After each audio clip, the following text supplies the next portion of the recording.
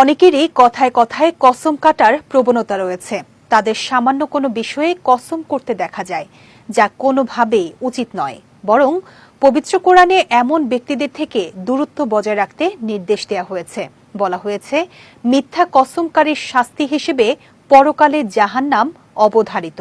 বিস্তারিত সানজিদা আজিজের ডেস্ক রিপোর্টে।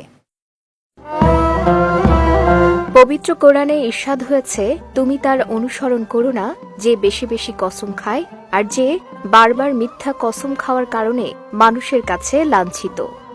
এই আয়াতটির মাধ্যমে স্পষ্ট যে কসম করা ব্যক্তিরা ইসলামের দৃষ্টিতে প্রত্যাখ্যিত। তবে বর্তমান সময়ে কথায় কথায় মানুষকে কসম কাটতে দেখা যায়। অনেকে আবার কোনো কিছুতে বিশ্বাসযোগ্যতা বোঝাতে বাবা মা কিংবা সন্তানের নামে কসম কাটেন। এক্ষেত্রেও ইসলামে কঠোর নিষেধ রয়েছে। হাদিসে এসেছে, আব্দুল্লাহ ইবনু উমর রাদিয়াল্লাহু তাআলা আনহু থেকে বর্ণিত, একবার রাসূলুল্লাহ সাল্লাল্লাহু আলাইহি ওয়াসাল্লাম ওমর ইবনু খাত্তার রাদিয়াল্লাহু তাআলা আনহুকে কোনো বাহনের ওপর আরোহণ অবস্থায় পেলেন। ওই সময় তিনি তার বাবার নামে কসম করছিলেন। পরে রাসূল সাল্লাল্লাহু আলাইহি ওয়াসাল্লাম বললেন, সাবধান, আল্লাহ তাআলা তোমাদের পিতৃপুরুষদের নামে কসম করতে নিষেধ করেছেন। কেউ যদি কসম করতে চায় সে যেন আল্লাহর নামে কসম করে, নতুবা চুপ থাকে। তবে প্রয়োজনে কসম কাটা জায়েজ থাকলেও কোনোভাবেই মিথ্যা কসম কাটা যাবে না।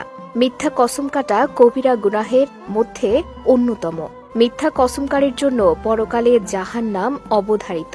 ইমরান ইবন হুসাইন রাদিয়াল্লাহু তাআলা আনহু থেকে বর্ণিত, তিনি বলেন, রাসূলুল্লাহ সাল্লাল্লাহু আলাইহি ওয়াসাল্লাম বলেছেন, যে ব্যক্তি কোনো হাকিমের আদালতে বন্দী থাকা অবস্থায় মিথ্যা কসম খায় সে যেন তার আবাসস্থল জাহান্নামে বানিয়ে নেয়।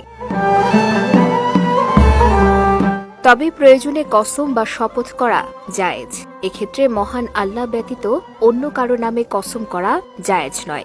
এটি শিরকের সমতুল্য। সানজিদা আজিজ, বিজয় টিভি, নিউজ ডেস্ক।